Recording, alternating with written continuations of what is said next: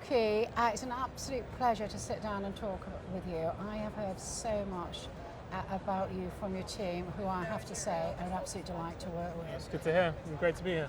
What a show. You can hear the atmosphere, isn't it? I know. It's good to be back as well. I missed it last year, so my first post-COVID Money2020. Okay. It's great to be here.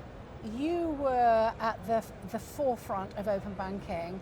I would love to know more about your backstory, about open banking, where you've been, and then we can look at more about where you're going, because it is an exciting journey. Yeah, absolutely. For us, when we started the business back in 2011, open banking was a concept that people were just starting to talk about, right? Like, it was still the figment of people's imaginations. And we were super, super excited about this concept from the very beginning. So it feels like we've been waiting a very long time for open banking to become a reality. And obviously in that time, we've built a business focused on the direct debit side of things, helping businesses to collect recurring payments directly from people's bank accounts. And we've had quite a lot of success doing that. But we've always been waiting for open banking to become more of a mature, real kind of technology and an option for payments. And over the last two years or so, we feel that that's become the case. And so we're super excited to be investing into open banking, and we see it as a big, big part of our future.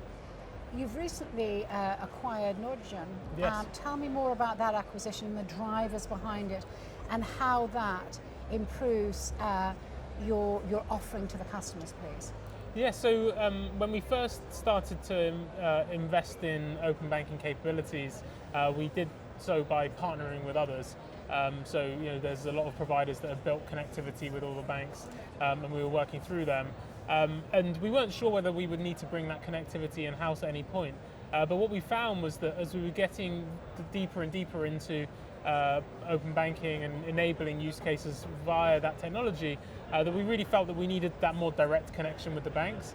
And that's not something which was in our wheelhouse. We hadn't built that capability ourselves. And so Nordigen was a business that we identified as having built a lot of connectivity very quickly and in a really impressive way. And the more we got to know the team, the more we got to understand the platform, we felt like it was a really great fit. So for us, the core kind of reason we acquired Nordigen was to really bring that connectivity in-house and to build on that as a platform for all of our open banking initiatives in the future. So what does that mean? We've heard about the backstory, so let's look forward. What does that mean for GoCardless and your geographical footprint and your product offering? Well, for us, our vision is about building the world's bank payment network, right? And we think that there's this huge opportunity to connect all of these various different banking technologies together that are happening all around the world, and they look and they kind of feel similar, but they actually work quite differently in practice, and bringing them together into a single platform so that you can collect payment or send payment to your customer really easily without having to worry about lots of different integrations, lots of different partners.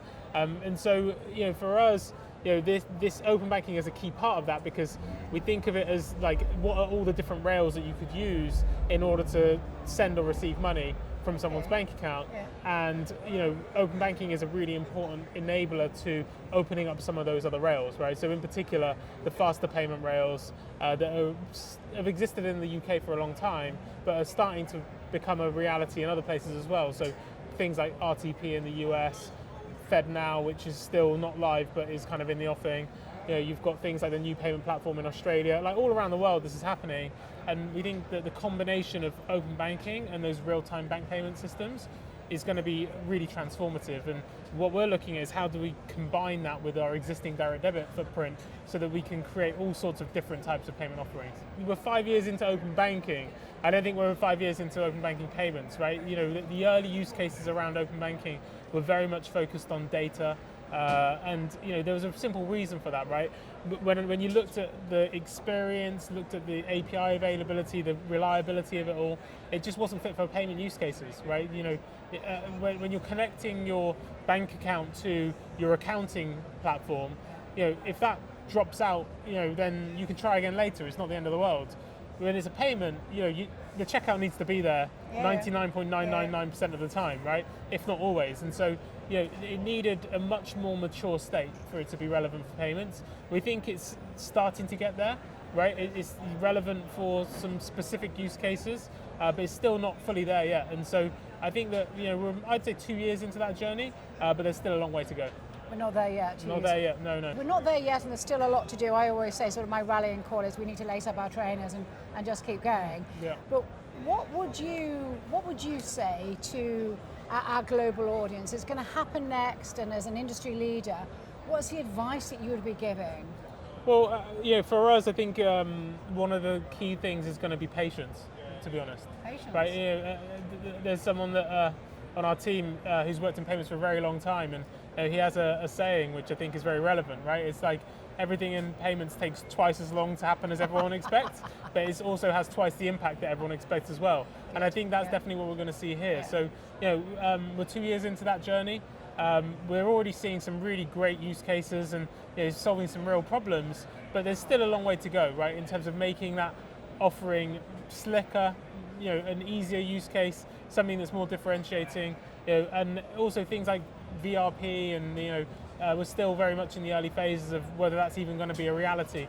And not just in the UK, just all around the world, this is still kind of very nascent. And so I think that what we'll see is that the open banking as a sort of mechanism for payments is going to be something that takes hold in specific pockets.